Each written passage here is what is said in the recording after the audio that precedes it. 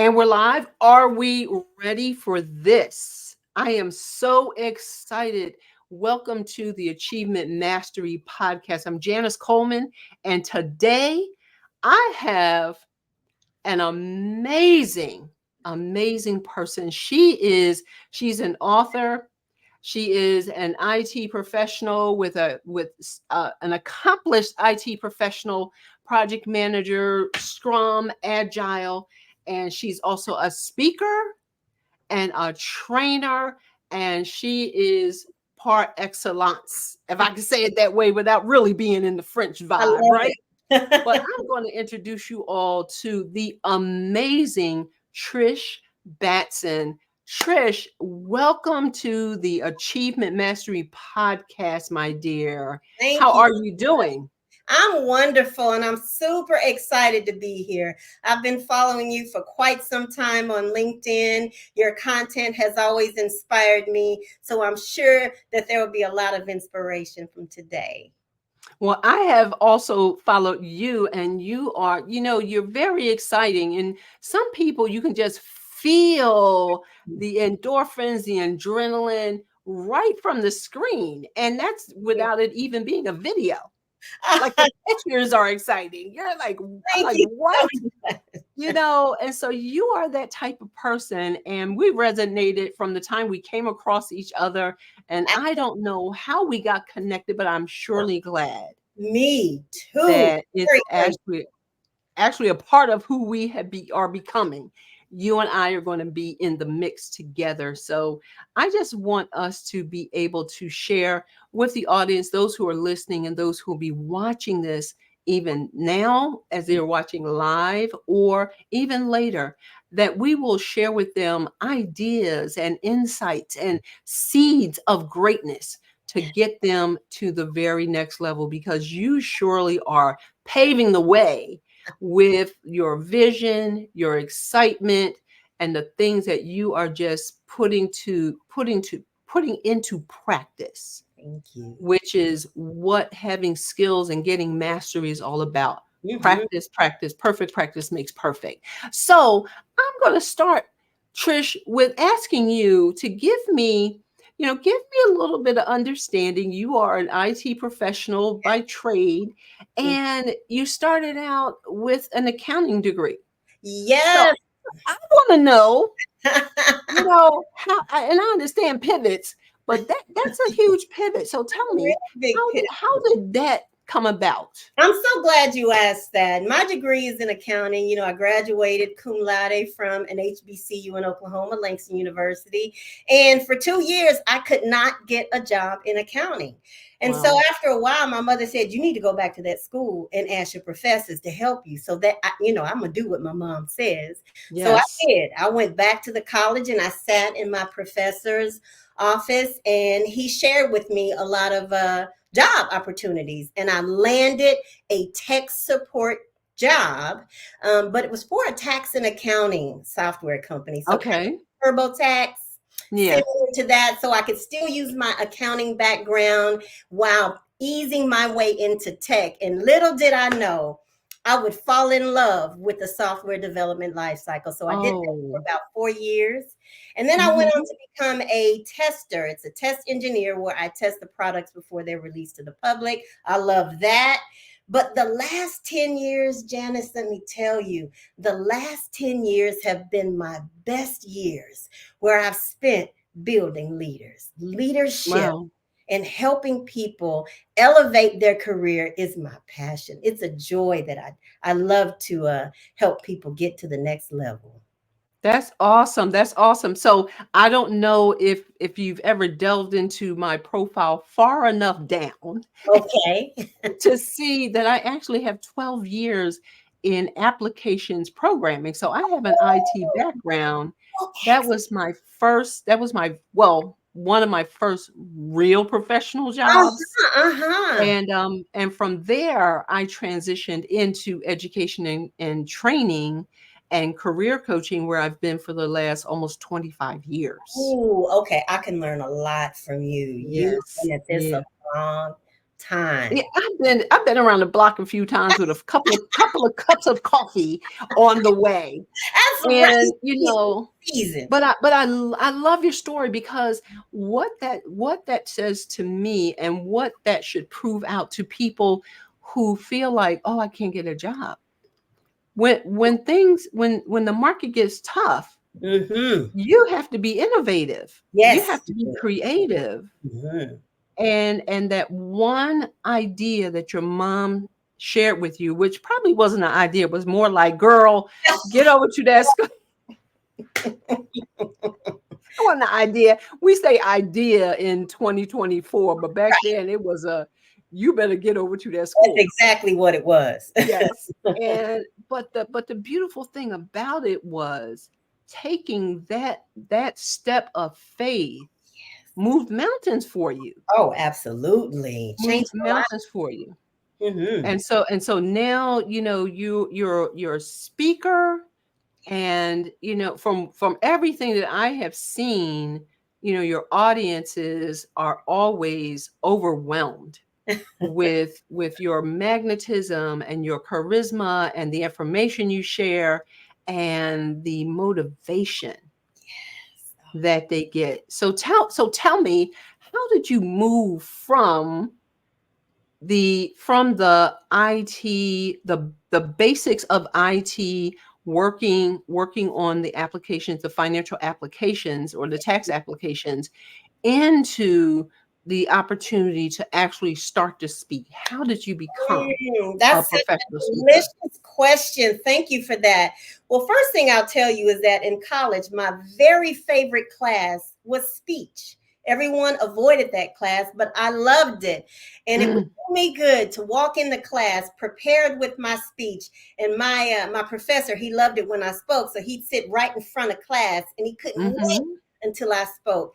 That sparked something in me where I knew I had something, but I didn't act on it. So then the next time, one of my best friends, she had me attend a public speaking event that her boyfriend was in.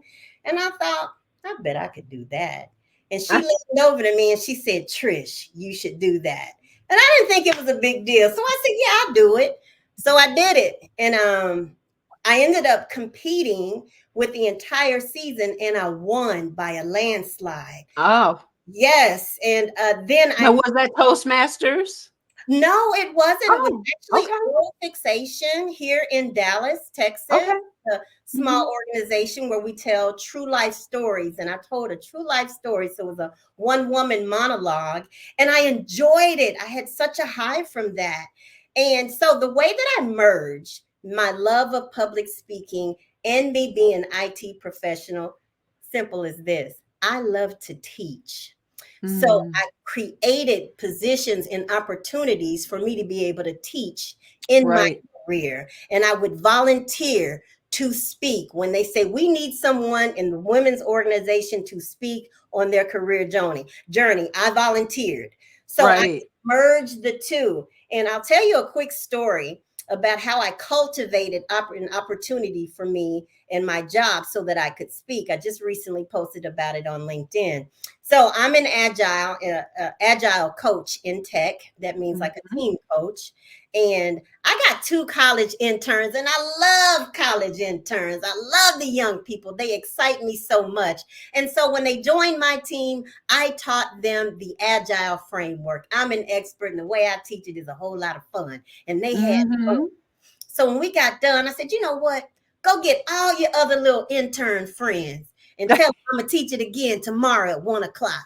So they went and told our like little intern friends because USAA had hired about 100 interns. Mhm. So they went Mm. and told our like little friends. Next thing I know, managers were contacting me saying, "Can I send my interns to your class?" I said, "Absolutely, yes." Nice. So I had a class of about 50 people and I taught them. But the next year, around that time when we were hiring interns, they came and they tapped me on the shoulder and they said, Trish, we want you to be the Plano intern teacher. And so now Nice. I've taught all Plano interns for USAA for the last 2 years. So I'm considered the agile trainer for interns. So that's just one way that I've paved my way so that I could kind of do Excellent. that I love. Excellent. And that is a way of Yeah, leveraging. Learning how to leverage is a skill. Everyone learn how to leverage.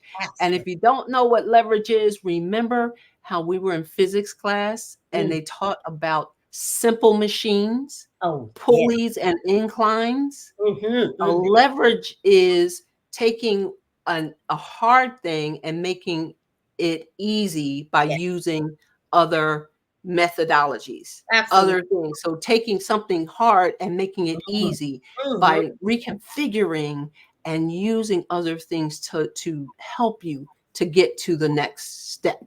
Absolutely. And we call that in tech process improvement. Yes. As a hiring manager, that is one of the hottest skills that we're hiring for right now is Hmm. process improvement. Just like what you said, Janice, when you can take something very complex and simplify it.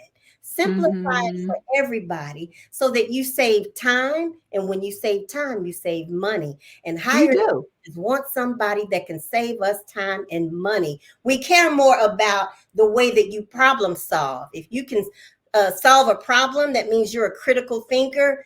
You Hmm. are what we want to hire versus somebody that can just get the job done, right? Right, There's a because big. you want somebody who is independent thinker, as you said, who can operate autonomously, Mhm. who has learned how to think, Yes. not just memorize, but Mhm. to use the information that they have to be able to impact the environment that they're in. And so that is also a very, we're talking about so many skills. This going to be part one, part two, and maybe part three. Absolutely. So, but it's important for people to understand that being able to think, I just want to sit here for a minute if we can. Yes, this Being is able to fantastic. think independently, to take directions, Mhm. to know how to take directions, to how to read an email and follow Follow the directions. to the And letter. and if you have to come back to your manager time after time for things that are already written and documented, You you're wasted. wasting your time, you're wasting the manager's time, Yep. and you're wasting money. Absolutely. You read chapter one, didn't you? I can tell. Well, look, let me tell you this. So let's talk about, so you're an IT professional, you're an agile coach, Yes. and you are the intern trainer par excellence. I'm going to start using that so much for you. You're going to definitely be able to put that in your bio. But all of those things, but then to have a heart for people, Hmm. which is what I feel like in my professional world with my colleagues, career coach colleagues such as yourself. I find that we are the heartbeat of the industry, and a lot of people can't see it, and oftentimes won't even come into contact with Mhm. a career coach unless they end up being in a transition, laid off or fired, or they just, or the better way of doing it is to just know that you need to do it Absolutely. and Ongoing. be proactive. Be Mhm. proactive. But however you find our industry, which is kind of the heartbeat of the marketplace, It but is. we are far and few between. We are, and it's laid out in your book so beautifully. We are really the ones who help people to bridge the gap, I agree. and to learn that this can't be it. As your book says, this can't be it. And you know what, the thing I found? Sometimes this can't be it, but a lot of times, Mhm. Trish, and you can engage with me on this. A lot of times we're not it. So Yes. because we're not it, Oh, come on. this is not it. Mm, mm, What mm. do you think about that? Oh, that leads me to my next point. So, what I really try and do as a career coach is help people discover their unique talents. And I have a formula that's tried and true that I've been using for 20 years. So, what I do is I keep track of all of my accomplishments. I call them Mhm. wins. I keep track of Mhm. them in a playbook of journal wins. Well, back in the day, I used to use an Excel spreadsheet. I done got fancy now and I got a journal. But the way Yes. that I track my accomplishments is very unique because, as I said before, we want problem solvers. So there are three components that you'll list out on the playbook of wins. The first component is what's the problem that you're trying to solve? Mhm. That's important. But no one cares about a problem unless you bring a solution. See, I call Right. people that bring problems, those are just the complainers. We don't care about the problem unless there's a solution. But yet, Correct. you still don't get our attention until we know what's in it for us. That's the impact. That's what you mentioned earlier. The impact Mhm. or the value of what we get out of it. So I think you need an example. So here's an example. So you all know I'm in tech and I have a team of engineers, data engineers, and we got data into the cloud for the first time. We were one of the first teams at USAA to successfully get data into the cloud. That's a great thing. But the problem was we had to integrate with 10 different teams. And Oh all my those goodness. teams had 10 different processes, and it took us longer than it should. So that was the problem. The solution that I put in place is I said, why don't we take one person from each team and create one team that reviews every request that comes in? So it goes to Okay. one place, right? So that's the solution. The impact or the benefit that we gain is now we have a streamlined process. And this Right. is something that we can scale out across the enterprise and use at multiple organizations. The second thing is now we save time. So it engineers Mhm. get frustrated when it takes them a long time to get from point A to point B. But now I Mhm. closed that gap and I made it quicker. So now I don't have frustrated developers. I've saved time and money. So Right. you see how that is. That's how you can discover your unique talents. That's the bullet that you want to put on your resume, right? Right. That's something juicy that you don't want to just focus on the what. People always Right. focus just on the what they did, but you really should focus on the how you did it and the why it matters. The why it matters is the Right. Exactly. Exactly. So it's the action and the result. yes, that's it. I did this, and because I did this, this was the outcome. You got it. And even on if it's a on a resume, Uh-huh. or even if it's in a conversation, Yes. individuals need to know how to understand, identify and understand the things that they actually bring to the table, which Mhm. are the accomplishments. As we're talking, they Yes. are the accomplishments. Mm-hmm. And sometimes an individual may not think that they have done anything, Mm. which I see that all the time. They All think the time. they haven't done anything that is worthy of calling it an accomplishment. So that's a terminology. It used to be responsibilities, and long ago it used to be bullets. We would just say, what are the bullets, and that's what you put on the resume. Sure did. Physically they are bullets, and Mm. it used to be that the bullets represented responsibilities. Sure did. Sure. That's back in the 80s. I remember Yeah. that. Mm-hmm. Yes, it used to refer to responsibilities, and Mm-hmm. responsibilities are what anybody in that job could do. Anybody. Anybody with that job title, they would have the same responsibilities. But in the 21st century, in 2024, we want to know, beyond the responsibilities, what is the secret sauce that Trish Oh, brings? secret sauce. What is the secret sauce that Janice brings? That the Mm-hmm. WIIFM, that radio station everybody listens to, What's in It for Me, What's in that it for me? WIIFM, to say why they should hire you, I love why they should give you that promotion, it. Mm-hmm. why should they put you on this special team?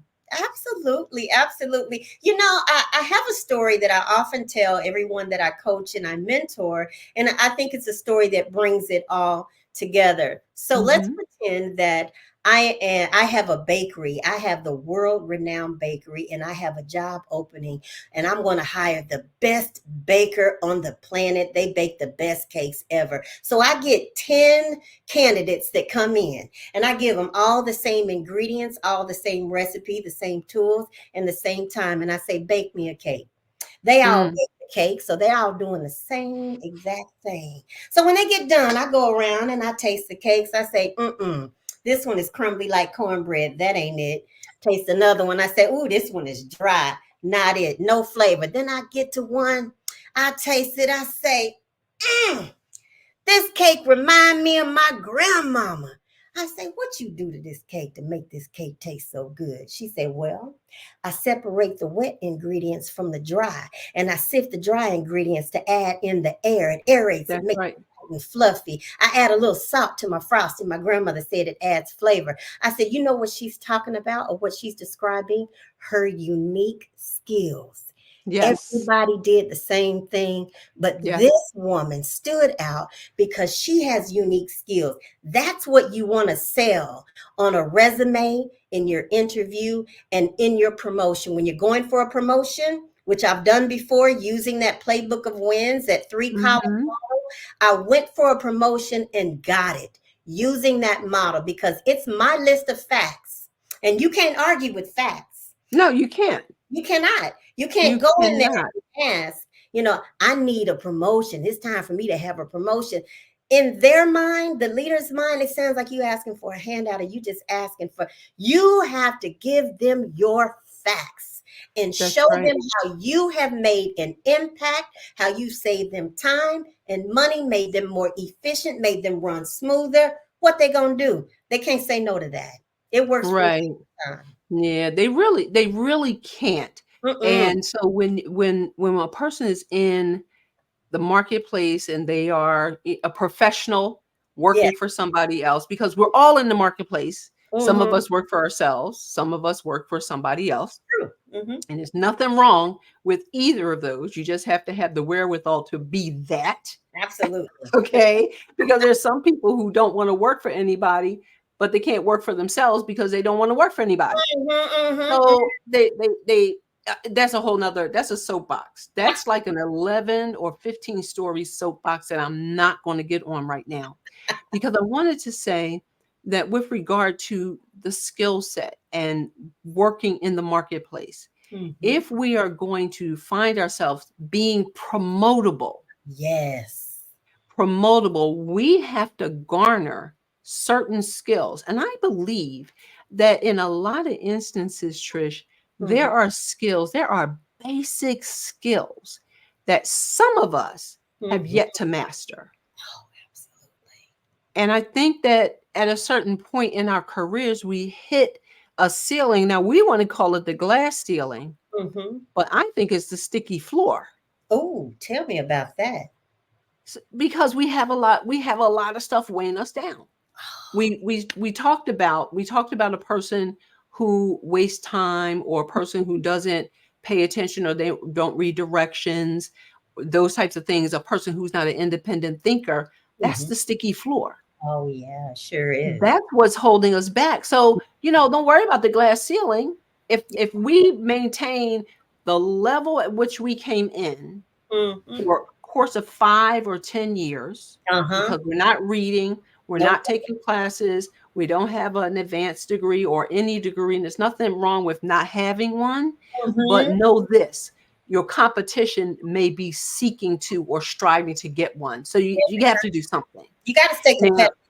you have to do something, right? So if we manage a 5 to 10 year stint in a career Mm, and we haven't done anything, we're not fighting with the glass ceiling. We are stuck to the sticky floor. I agree.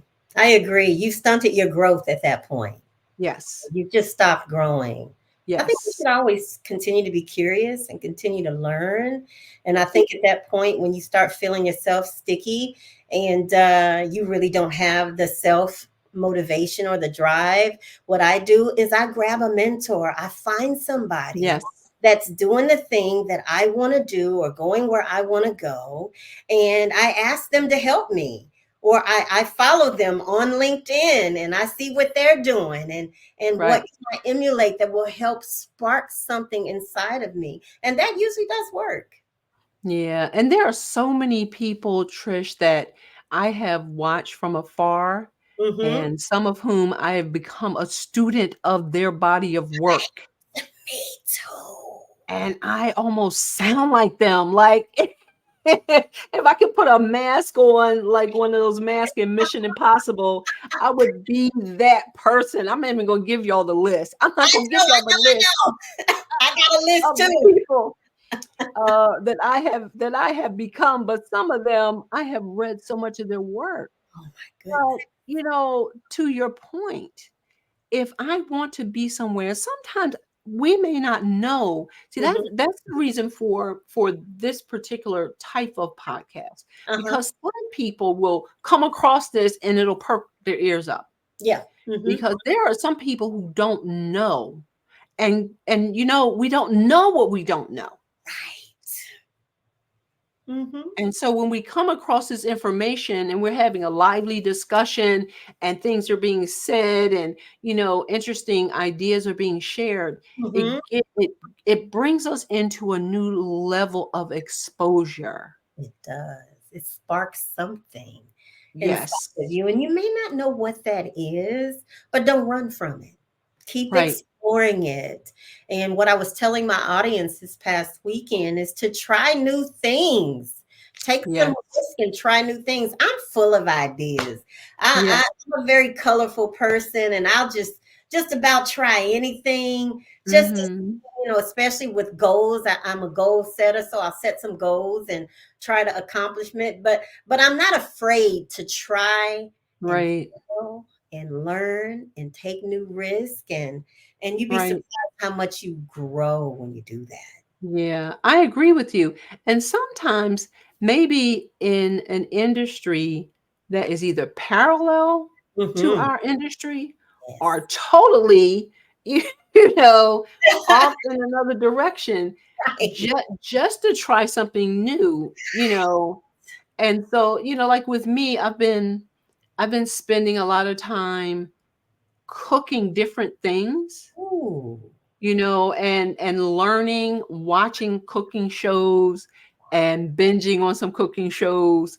No pun intended, right? Binging on Right. a cooking show. That was a good one. But trying different things and just Mhm. jumping up. And if I have the ingredients in my house, and sometimes I do, because my sons, both of my sons and my daughter, all of whom are adults. Uh-huh. Whoop whoop for all of the empty nesters in the place. But they bring their stuff back here, right? Yeah, right. And, and so a lot of the things they do, they're all very proficient Oh, in culinary arts. I love And let me tell you, they are some cooking people. it. And so they have a we have I have a lot of stuff that might not be the normal stuff in your pantry, Uh-huh, uh-huh. and so sometimes I might see a recipe and I'll just jump up and make it. And I learn from it. I Yeah. learn from it. Mm-hmm. Today I made a 2 ingredient Oh, um strawberry donut hole. Two yum. ingredients. You had me at two ingredients. Let me tell you. Say, Right, exactly. But the thing and I learned something even from just that. yeah. Just about the dynamics Mhm. of the skill of cooking, the timing, with the icing, and how I should have put the icing on, not on all of them at one time and then go back and put the topping, but Mhm. put the icing on one at a time and Okay. then the topping. Mhm. What does that teach me with regard to anything else Yes. I might do in life?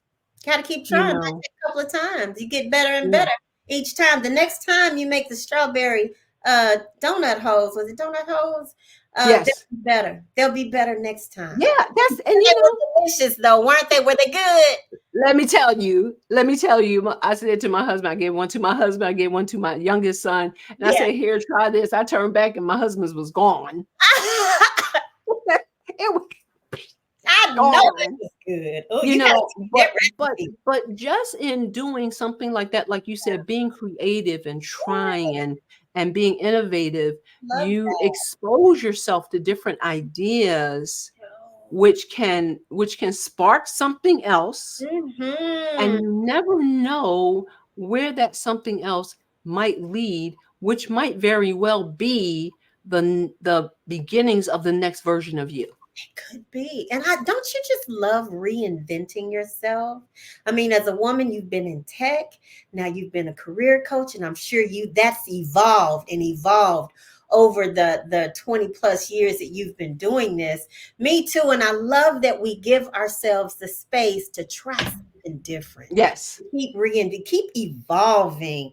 I love it. I love it. I feel like it makes me more a little bit more well-rounded. And Yes. it's exciting to do. Absolutely. So, Trish, all of what this podcast is focused on is the development of skills, the Absolutely. achievement, the mastery, and helping people to feel like, yes, I can. That's right. And we are here. That's what we're here to do. We're here to share our experience, Mm, share our expertise, because between the two of us, we have a whole lot of we do. um, yes, we have a whole lot of information, a whole lot of powerful content, and the Mhm. things that can help people to just exponentiate. And before I move further, I do want to say, please look in the show notes of this podcast and you will find how to contact Trish. She wants you to connect with her on LinkedIn, and she has a wonderful book. This can't be it, and a beautiful journal that comes along with it, the playbook of wing Yes.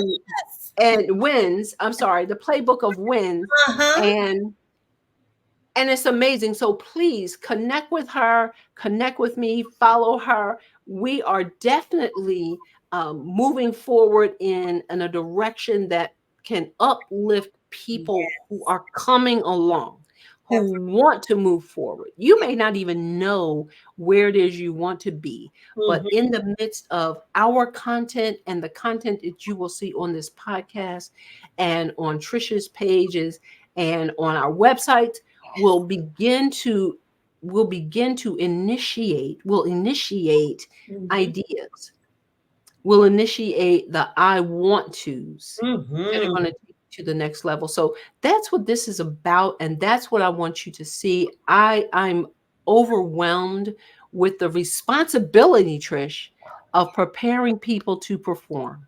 Mm. And that is literally my calling, regardless to where it is I find myself. That's my calling. You touch me, I teach. That's what I Mm. do. I love that. You touch me, I teach. Yes. That's what I We do. just And want to give. Teaching is yes, giving. It's just giving. yes, And I love absolutely. And so, because of the responsibility of this podcast, I want to ask you, Trish, of all of the skills that you have garnered, of all of the skills that may have moved you in your elevation in your career, which one, if you can choose just one, mm, which one would be the one that you feel is so important for people to understand and to learn and to master? mm-hmm. I'd have to say the biggest skill that has taken me the longest to cultivate, but has given me the biggest satisfaction has been to elevate my influence at work. And that's the way Mm, that I make my value visible. So, for mhm. example, just like I told you earlier, I see a problem, I bring in a solution instead of telling my manager, which is what a lot of people do, which I'm not saying that that's a bad thing, but why stop there? Because oftentimes when you tell your manager, your leader, your idea, one or two things gonna happen. One, they're gonna forget about it and drop it because it's not important to them. Or two, they're gonna take your idea and run with it.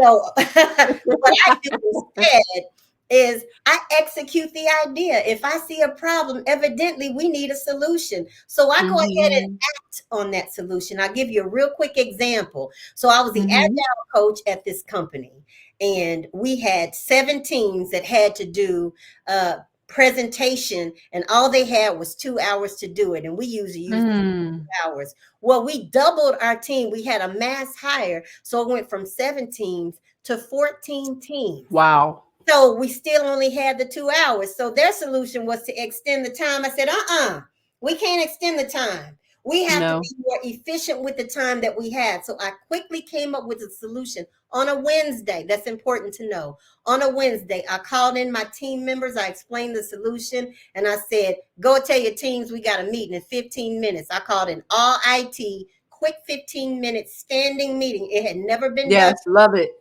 and I rolled out the problem. I told them what the problem is. I told them this is a solution that we're going to put in place because I came up with a solution. I time boxed every team and I told them specifically what they needed to present. And then I told them the impact. I said, we're going to save time. We don't have to extend this time. And I said, by Right. the way, we're starting Friday in 2 days. That's all they had to prepare because this is agile. We moving fast. I didn't have Yes. time to meet with everybody. And so Yes. when we rolled it out Friday, the stakeholders stood up and clapped for us because Wow. we did it in an hour and Wow. 15 minutes, 14 teams. We rolled it out and it was Wow. a success. So if I had waited and given my idea to a manager or waited and had all those meetings, you know how Right. we got to meet and talk about it. We got to meet and decide about it. We got to meet Yes. and decide the decision. It's too much. I just Right. went in there and rolled it out. Right. Well, have you ever heard the term death by meeting? Oh my goodness. Yes. We can kill a lot. You know, if people were prepared, if and as you did, you gave them the idea, you gave them the structure, you Mhm. told them how much time they had, Yep. and task. I forget what the term is. There is a term that they use, but a task, Yes. it expands to the time allotted. The Very task will true. expand to the time allotted. Yeah. And if we're laissez-faire about how we're structuring our meetings, Mhm. sure, we can go on for 4 or 5 hours. But when you say, listen, Mhm. people, Yeah, listen, 15 minutes. That's it. we have this much time, Mhm. get her done. That's right. And I'm gonna be clocking the time. We got 5 minutes left. What else we got?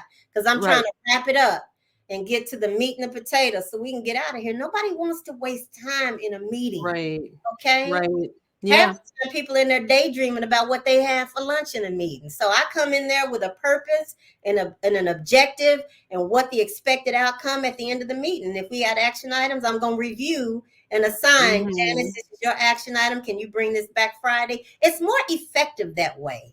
Yeah. So you build your influence Mm-hmm. by being that problem solver, by being a person who is proactive. Very, very. And It changes how those around me see me. They now yes, see me as a problem solver. I'm more of a take action kind of person. And right, I learn a lot. I pick up a lot of new skills as I do it because let me tell you one tool that a lot of people take for granted and don't do. It's going to blow your mind. It's going to blow your mind because it's real easy. So, you know how when you're in a meeting and somebody says, I need somebody to do that thing. Who can do the thing? And it's quiet. Ain't nobody saying nothing. You be the right, one to volunteer. When you volunteer to do that thing, it's going to change the way people see you. You know, right. when you say, I Trish, agree. I'm scared to do that thing. Do it scared. Do it anyway. Yes, Submit to it. And you say, but yes. Trish, I don't know how to do the thing. Figure it out. Google it. Get a buddy. Research it. Figure it out. Read a book. Figure out how to do that thing. And so Oh, volunteer just to get the glory in a moment. Look at me, I'm volunteering. Look at me, And then at the last minute, they want to throw something together and throw it at the wall and see if it sticks. yeah. That will never get you influence. What will get you influence is you come back with your best. You work Yes, hard on that. yes, Come back and be yes. prepared. You know what I do, Janice? I volunteer and I say, I'll do the thing and I'll have you something by Friday. Mm. Everybody looking around like, I know she didn't. I know she didn't. I give myself a deadline. Then Thursday at the end of the day, I say, Janice, I got that thing and I'm ready for you Friday. You let me know Yeah. when you do that, that Yes. changes the entire game. They now see you Mhm. as somebody with integrity that's going, how does it make you feel when somebody bring you something you really need at the right time when Right. you really need it? You're going to remember that person. But let me say this, Trish, with regard to that. Mm-hmm. That is a high level thing to be able to do. True. What you just said. And because it's high level, I just want everybody to know that there are steps to getting to that space. And that's what we're talking about. A lot of the concepts we bring, I mean, that's powerful. To Mm-hmm. raise your hand and say, I'm going to have it by Friday, and have it by Friday or maybe even Thursday, Yeah. right? But to have it done. But the point is, somebody's watching this or listening to this now, and they're saying, you know what? I can't even think my way out of a brown paper bag. And what we're trying to say to you is, we understand That's true. that. We understand that. And so with the aspiration of Okay. being able to bring that thing Uh-huh. in, a day or two or three or four, to be able to bring that thing, to volunteer yourself Yep. that I'm going to do it, to get there means you have to start somewhere. That's true. That's true. I agree with you. Yeah, and so a lot of times the biggest hurdle some of us have is something that I heard someone say, which is the integrity to keep a promise to ourselves. Mm-hmm. How many times do we say, I'm going to do that? Oh, so I'm many. I'm going to go to something as simple as, I'm going to go pick up my dry cleaning on Friday. And then we say, oh, you know what? Never mind. I'm gonna do it on Monday. I'm gonna do it next week. Guilty. But the thing is, those smaller things roll up into the bigger thing, which is our inability to believe ourselves. Oh, yeah. Mm-hmm. So what you're saying about being able to raise your hand, bring that solution, if a person who's watching this right now says, I'm not at that place, Okay. start where you are, Mm-hmm. I respect. right? Mm-hmm. Start where you are to Work your get way to up to build that. those muscles. I'm Mm-hmm. sorry, say that again. Yeah, and then you can work your way up to that. You're Yes, absolutely right. And I'm so glad you brought up that point because I am advanced. I am very seasoned, and it took me a while to build up that kind yes, of courage to take those risks. You're exactly right to point that out. So don't yeah, feel bad, audience, if you're not there yet, but you can start right, small by maybe saying, maybe I'll partner with somebody in on this thing that you volunteer for. And you say, maybe Janice, could me and you maybe work on this together? yeah. That really does help you ease in their workplace. Yeah, and see, that's what this discussion is about, Trish, because it's like, we're bringing ideas. Some of them may be a little lofty, but together, the two of us are putting it together to help people to see, go from, the foundational Yes. and move into the aspirational. Mm-hmm. So you Mm-hmm. can be that person who can bring those super productive ideas and solutions to the table. But if you're not that person right now, Yes, that's okay. start with being consistent with yourself. What Mm-hmm. time did you say you were going to get up? What time did you say you were going to go to bed? How Mm-hmm. many books did you say you were going to read this year? How Mm-hmm. many, when did you say you were going to go to the gym? What is it that you're saying to yourself? And if you can be integral Mm-hmm. with yourself and keep promises to yourself, because we'll keep small promises to other people, but we'll still break promises to ourselves. You are. And that can impact our own integrity, if that makes sense. It does make sense. It makes so much sense. I mean, if you're breaking your own promises, how much do you believe in yourself? Right. That's the integrity and the belief comes in because I've set up to do the things that I said I was going to do. I know I can now trust me and I believe in Right. myself. I think that's a Right. very strong point. Yeah. Because it's a leadership of one. And if Mm-hmm. we can't leave this one, That's If right. I can't lead this one, Mm. there'll be a point in my career where they call it the Peter principle, that people rise to their level, the level of their incompetency. So, a person who has little tears in their integrity can go but so far Mm-hmm. because they don't have that next. They don't have that autonomy. They don't have that discipline. They don't have that follow through. They don't have that leadership, that influence. And so they'll get to a certain point, Mm-hmm. and those are things where we have to look at a person like Trish, who can come alongside of us and mentor and Oh. coach and say, you can get there. Mm. You be accountable with me, and Mm-hmm. I'll show you how. I'll bring you along. I'll bring you along. Yes, I'll give you some easy steps. Maybe you yes, don't volunteer to give a solution, but maybe you volunteer and give an idea. Maybe you yes, volunteer and speak out loud and get used to speaking out loud and yeah. seeing how that feels. I really agree with what you said by just taking steps to get there. Mm-hmm. Yeah, and so ultimately, the leadership of one goes back to your specific skill, which is the influence of one. Because if I can't influence me, Who am I going to influence? who am I going to influence? If I can't influence Janice to do the things she really needs to do, and there are some things that are stopgaps, and if you can see them, you got to influence yourself and encourage yourself to be able to move forward. So, thank Mhm. you so much for that particular skill. I love that skill. John Maxwell says leadership is influence, Oh, yes. I and believe. I just absolutely love John Maxwell. That might be one of those voices that you'll hear me come into. You'll hear me with that John Maxwell thing. That's I just absolutely love. I one of your absolutely love heroes. John Maxwell. So if anybody has not heard of John Maxwell, I have. he is a prolific and Very an amazing leadership expert. so Just good. absolutely a marketplace genius when it comes to leadership and Mm. team building and all of those things. He has really led the way for so many of us. Many Trish, people too. myself, Yes, I started reading his books years ago.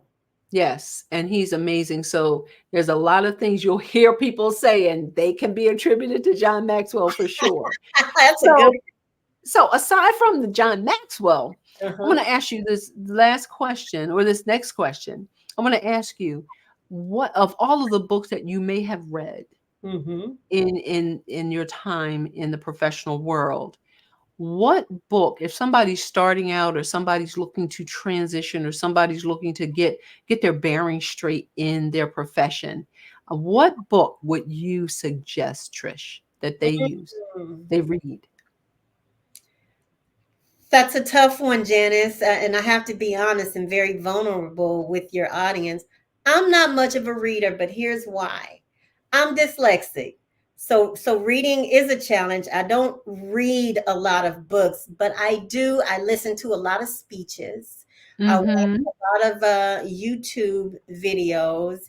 And so I've been watching and following Minda Harts. She's another author. And she's written a couple of books, but her platform is how to elevate Black women in corporate America and some of the struggles that we face. I really identify with her message and the way Okay.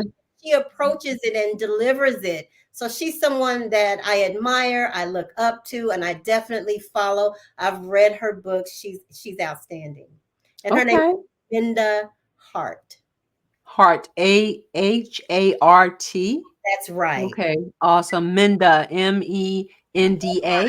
Mhm. MI, okay, for everyone. I will also put that information in the show notes. So if anybody wants to review what we've talked about, you'll have the transcript, you'll have the show notes, and you will have all of the contact information for Trish. You'll have my contact information. We want you to comment on the content that you've heard here today, review it, give us a 5. Of course, you definitely got to give us a 5, right? And then also follow us on social media, reach out to us, let us know how you've been impacted by hearing all this amazing information with Mhm. regard to what Trisha shared. Also, don't forget to reach out to her with regard to her book. This can't be it. This just can't be it. And it comes with this amazing playbook of wins. I got my book in the mail and I was like, oh, this is so amazing. She wrapped it so um uh, uh with such great care, and the beautiful inscription and the bookmark and the card. Oh my goodness, I was just absolutely floored. And when the mail carrier dropped it on my step, I heard it and I was like, let me run out there and see what's out there. And so I'm so overwhelmingly impressed, Trish, Oh, with thank all of you. what you're doing You and so the impact you're having, and thanking you today for sharing with my audience and getting them to know that there is a change that can be made. And if mm. you need to have a speaker to come and to share with your audience, your team, your company, Mhm. look at Trish as a viable, maybe a really viable option, because you need fresh wind, you need freshness, you need uniqueness, and you need somebody who can inspire. Oh, Because yes, motivation is like taking a bath. You need to do that every day. You need to every be day, motivated every day. But every when day. somebody inspires you, they are watering what's already in you, which is going to grow. Oh, That's what absolutely. inspiration does. Am I right? Yes, you're so right. That's my favorite thing to do is plant seeds and nurture and watch it grow. And I'll tell you, if you do reach out to me to come and speak to your team or your organization, I'm going to bring the fire. And the one word that everyone always uses to describe me is energetic. So it's not going to be Mm, a boring session. I'm going to bring some energy, a lot of laughs and chuckles, but I'm also going to make some really solid points. Kind of my mm. formula is to tell a story, make a point. So you'll be entertained, but you'll be learning. Yes, absolutely. And I just want to thank you again for sharing with us, being here with me. It has been an amazing experience, my friend, my sister. We're also sorority sisters. If you hadn't caught the red idea, it is in the house. Right. We got red all over That's the place. right. It's That's crazy, isn't right. it? It's a crazy thing. And we made it all the way to the end of the show before we started acting up, which it Exactly. was, Exactly. We didn't even plan this. This is no, just we what didn't. we do. No, we didn't. But it's just been a pleasure. And I look forward to having opportunities to chat with you and Yeah. maybe do, some exploring about things we can do together. I would You love to just partner. don't know what the future holds, but we do know who holds the future. Absolutely. Thank you And so much for so, having me. I've enjoyed yeah, my time on the Achievement Mastery. thank you so much. And as she said it, I'm gonna say it again to reiterate it. This is the Achievement Mastery Podcast, with Janice Coleman and my guest Trish Batson. It has been a pleasure being with you all. Thank you for being with us, and do all of the YouTube podcasting things, like, share, comment, review, and subscribe, because we need you in order to sustain this message being taken to the world. So for now, bye, and we'll see you real soon. Bye for now.